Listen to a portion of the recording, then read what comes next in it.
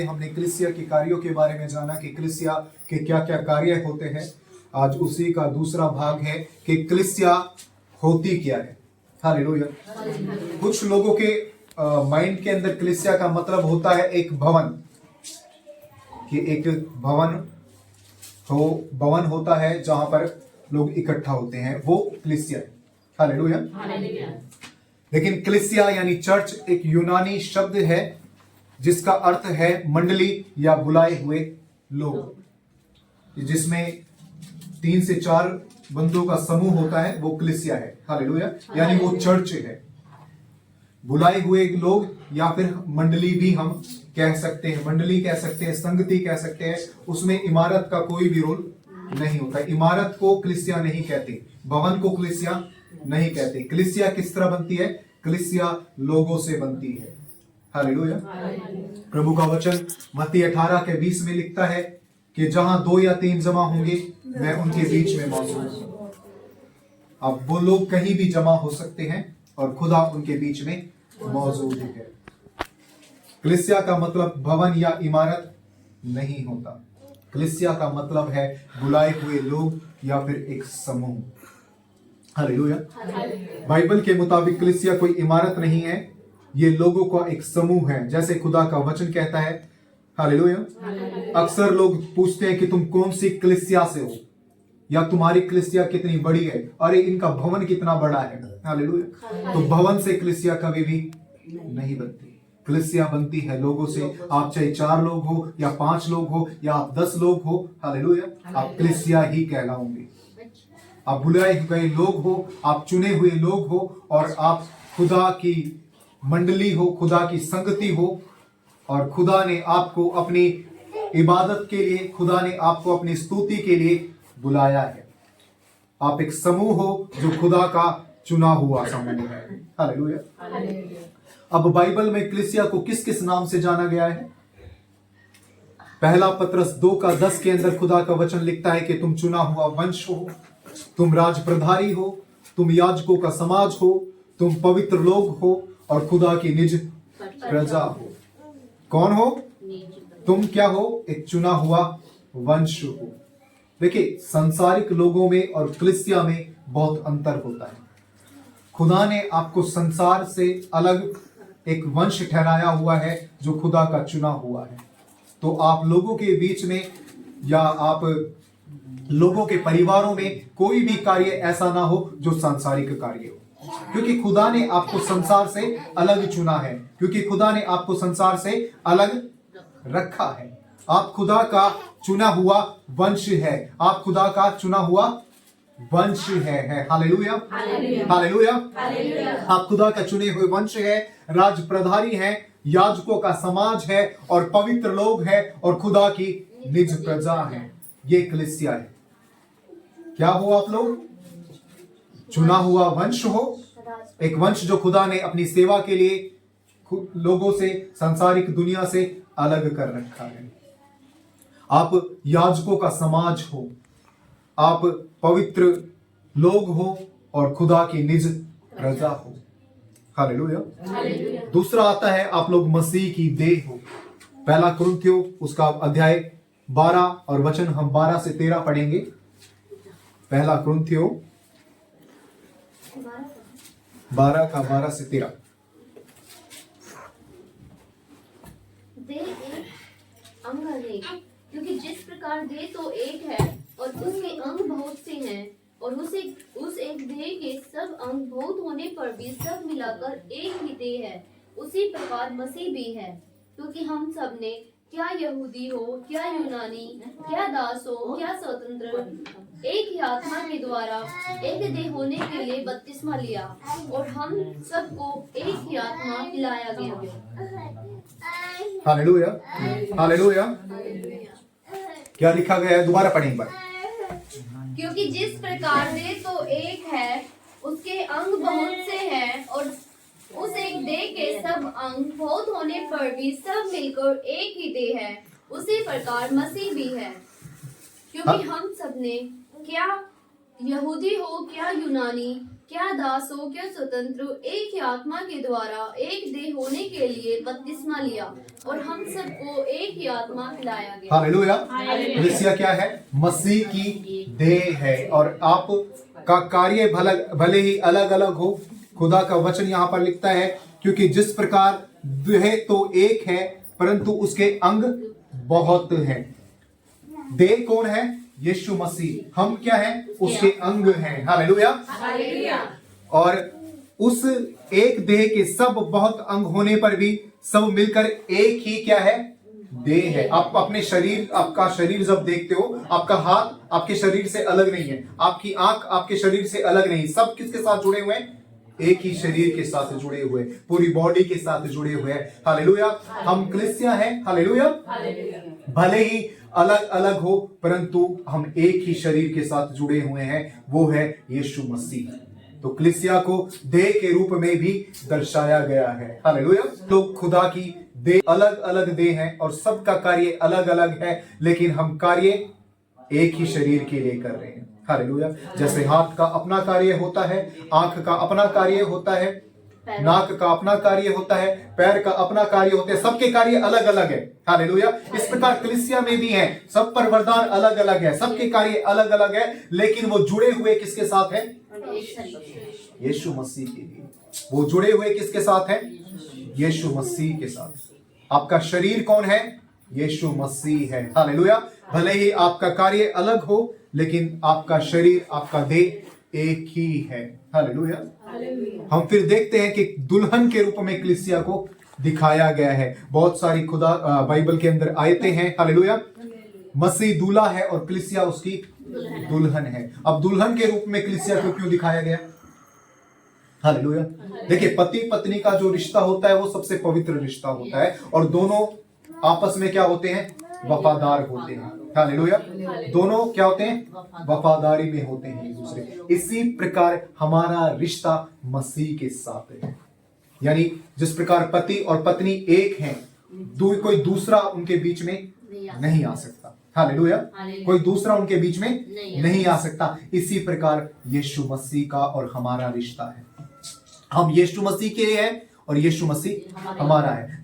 जिस प्रकार से पति पत्नी के लिए और पति पत्नी के लिए और पत्नी पति के लिए एक है, उसी प्रकार दुल्हन, हम यीशु मसीह, कलीसिया यीशु मसीह की दुल्हन है और हमारा रिश्ता पवित्र है। हालेलुया।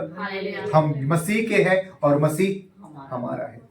उसके बीच में कोई तीसरा नहीं आ सकता। हालेलुया। हम एक वचन पढ़ते हैं इफिसियों की किताब, उसका 5 अध्याय, उसका 25 से लेकर 27 तक हम पढ़ेंगे। 5 अध्याय,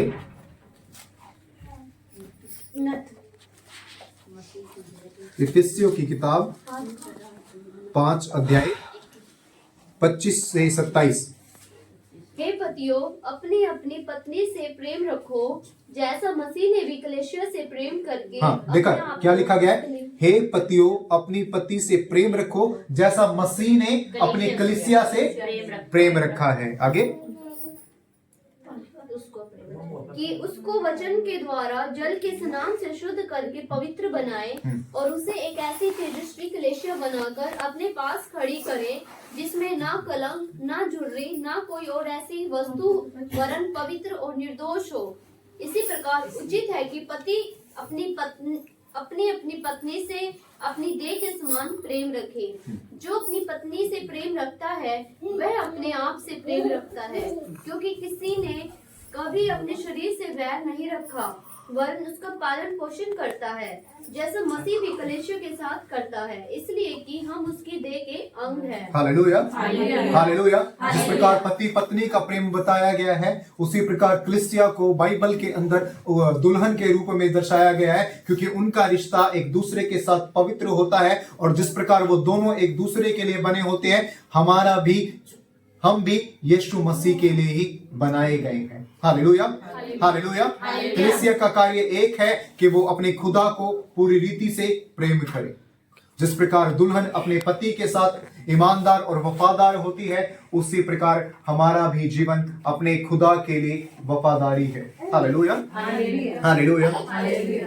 अब हम आगे बढ़ते हैं, मसीह में नया जीवन। इफिसियों 4 उसका 22 और 23, 22 से 23 हम पढ़ते हैं कि तुम पिछले चाल चलन के पुराने मनुष्यों को जो भरमाने वाली अभिलाषाओं के अनुसार भ्रष्ट होता जाता है उतार डालो और अपने मन के आत्मिक स्वभाव में नए बनते जाओ। हालेलुया। अब कलीसिया का कार्य क्या होता है?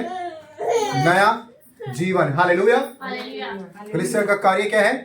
नया जीवन। दोबारा पढ़े 4 का 22 से 23 कि तुम पिछले चाल चलन के पुराने मनुष्यों को जो भरमाने वाली अभिलाषाओं के अनुसार भ्रष्ट होता जाता है उतार डालो। कि तुम पिछले चाल चलन के पुराने मनुष्य तत्व को जो भरमाने वाली अभिलाषाओं के अनुसार भ्रष्ट होता जाता है उसे उतार डालो। अब जितने कलीसिया में है उनके लिए मसीह में क्या है? नया जीवन है। अपने पुराने मनुष्य तत्व को उतार कर अपना नया जीवन पहन लो।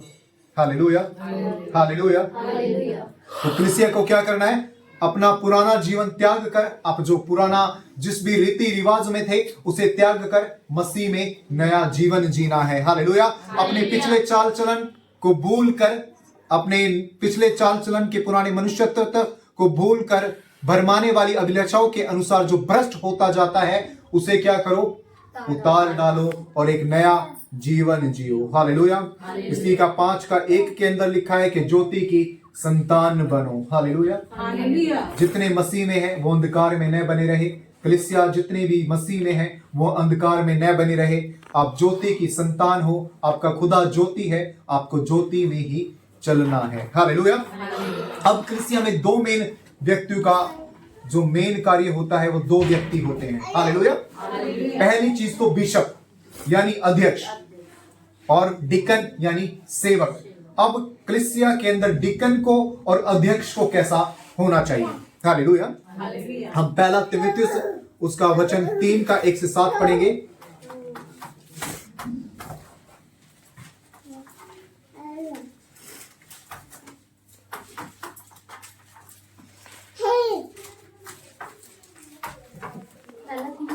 पहला तीमुथियुस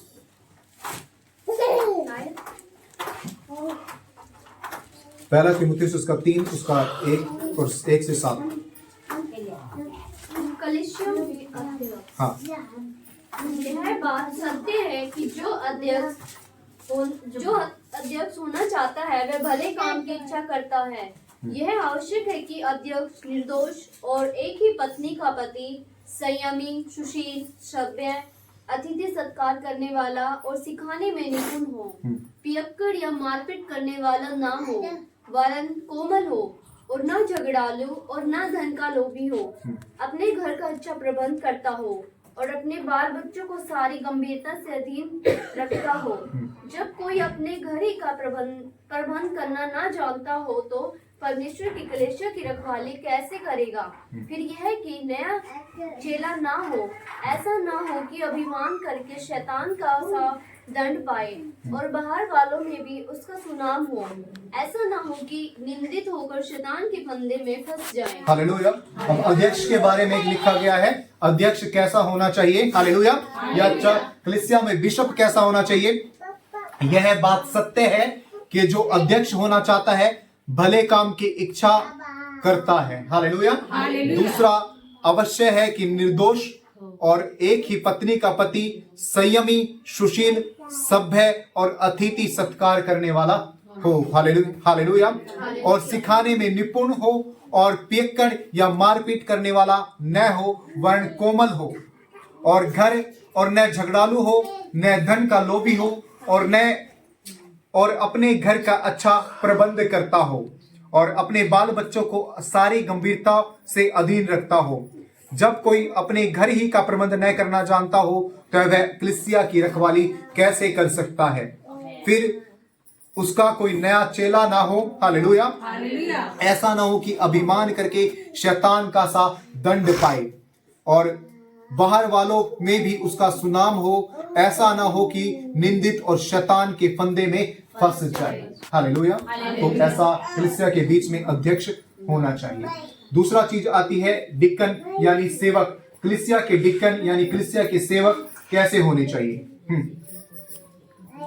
वैसे ही सेवकों को भी गंभीर होना चाहिए, दो रंगी, भियक्कड़ और नीच कमाई के लोभी ना हो, पर विश्वास के भेद को शुद्ध विवेक से सुरक्षित रखे, और यह भी पहले परखे जाए, तब यदि निर्दोष निकले तो सेवक का काम करे। इसी प्रकार से स्त्रियों को भी गंभीर होना चाहिए, दोष लगाने वाली ना हो, पर सचेत और सब बातों में विश्वास योग्य हो। सेवक एक ही पत्नी के पति हो और बाल बच्चों और अपने घरों का अच्छा प्रबंध करना जानते हो, क्योंकि जो सेवक का काम अच्छी तरह से कर सकते हैं वे अपने लिए अच्छा पद और उस विश्वास में जो मसीह यीशु पर है बड़ा साहस प्राप्त करते हैं। हालेलुया। अब सेवकों के बारे में कलीसिया के लिए लिखा गया है कि कलीसिया में सेवकों को कैसा होना चाहिए? गंभीर होना चाहिए पहले तो। हालेलुया। दूसरा चीज, दोरंगी, पियक्कड़ या नीच कमाई का लोभी न हो, विश्वास के भेद और शुद्ध विवेक से सुरक्षित रखे, और ये भी पहले परखे जाए, तब यदि निर्दोष निकले तो ही सेवक का कार्य करे। अपने आप को परखे और सेवक का कार्य करे। इसी प्रकार स्त्रियों को भी गंभीर होना चाहिए और दोष लगाने वाली न होना चाहिए, खासतौर पर कलीसिया में जितने भी हैं। हालेलुया। सेवक एक ही पत्नी का पति हो और बाल बच्चों और अपने घरों का अच्छा प्रबंध करना जानता हो, क्योंकि जो सेवक का काम अच्छी तरह से करते हैं बाद में वो ही कलीसिया में ऊंचा पद पाते हैं। हालेलुया। वे ही अपने लिए ऊंचा पद और उस विश्वास से जो मसीह यीशु पर है बड़ा साहस प्राप्त करते हैं। तो क्लियर हो गया अध्यक्ष और कलीसिया के जो सेवक है वो कैसा होनी चाहिए। हालेलुया। और कलीसिया के क्या कार्य होते हैं, कलीसिया के क्या काम होते हैं, वो सब हमने यहाँ पर देखा है, और किस रूप में कलीसिया को दर्शाया गया है वो भी हमने यहाँ पर सीखा है। तो इस वचन के द्वारा खुदा आपको आशीष दे और ये वचन आपके जीवन में खुदा लागू करे। आमीन।